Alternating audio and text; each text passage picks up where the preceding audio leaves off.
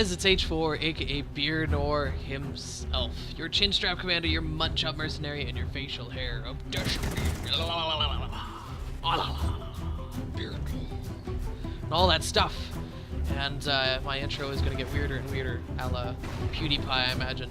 It just eventually, I'm just gonna be like blah at the start. So welcome to all the new subscribers. I picked up quite a bit over the last week, ever since that thank you video came out. So again, thank you to anyone who's come and welcome to the party. I welcome you to channel Beardnor. And you know, obviously stick around, check out this gameplay right here. I'm bringing to you a very, very tight, super tight 65 to 64 clutch finish, you know, super tight clan war gameplay of kill confirmed here.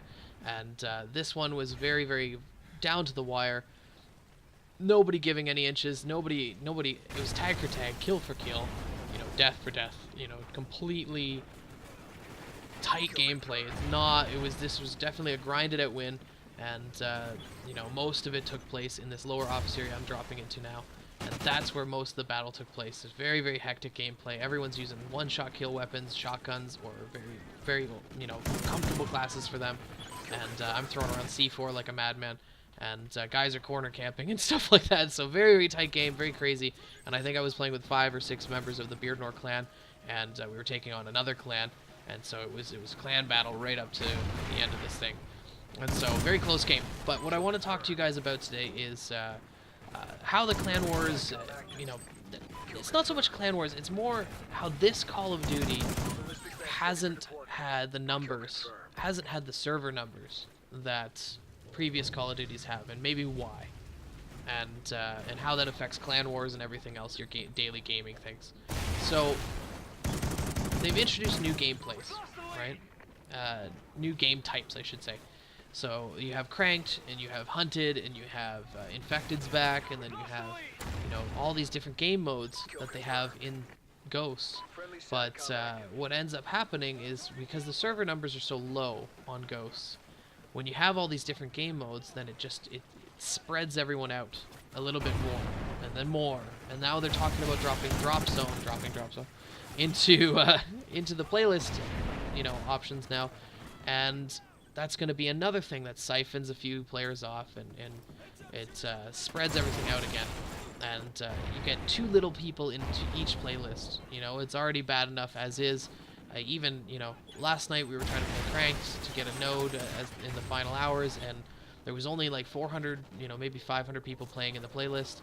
And when it gets down to those numbers, all you run into is the people who love that game mode. People who are top tier, top notch in that game mode, which, don't get me wrong, I don't mind playing them every now and then, but when you're trying to do the race that is the Clan Wars, which Clan Wars is essentially just a marathon, you know, getting wins, getting it faster than the other teams, and taking the nodes.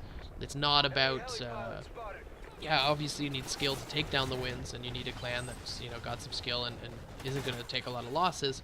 But when you're playing against the cream of the crop, when it comes to those game types, it gets a little tricky, and you have to grind out wins. It takes a lot longer.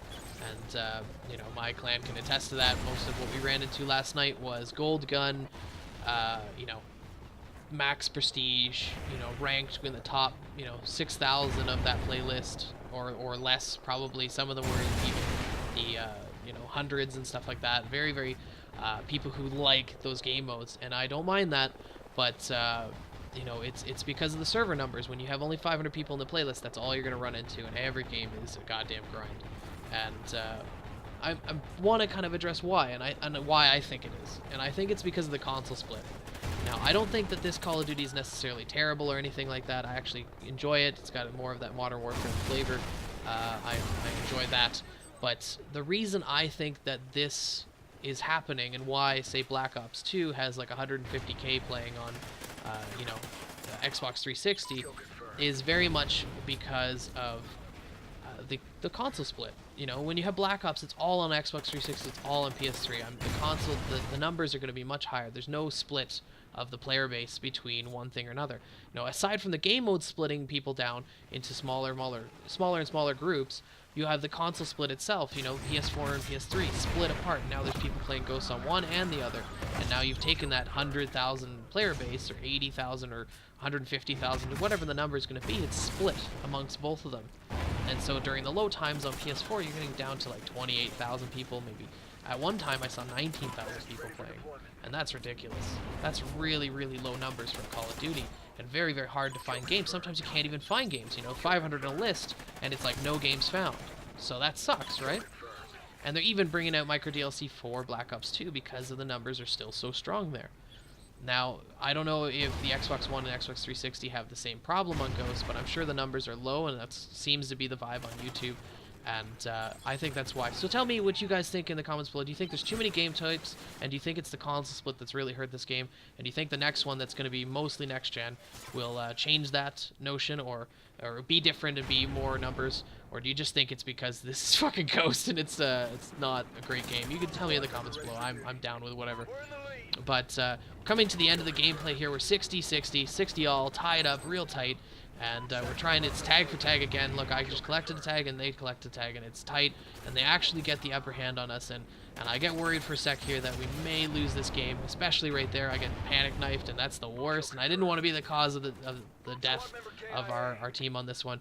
But now it's getting tight, and I see a tag, and I'm like, oh my god, I got stunned, I gotta go get it. I got it, and now Steve, you bloody wonderful person, gets the clutch finish.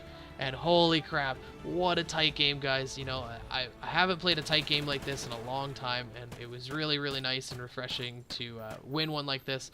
And Steve gets the nice double kill finish here and picks up the last tag after I pick up the tying tag, and that's crazy. And the whole team effort was really strong, everyone collecting, you know, in the teens, and I hope you guys enjoyed that video. Check out my last video. I talk about the Devastation Map Pack 2. I'm not including that Xbox contest giveaway because the contest has actually been finished, and somehow I got runner-up. How the hell did I get runner-up? And check out my thank you video. Thank you again, guys. Stay beardly, my friends, and I'll catch you on the next one. Cheers.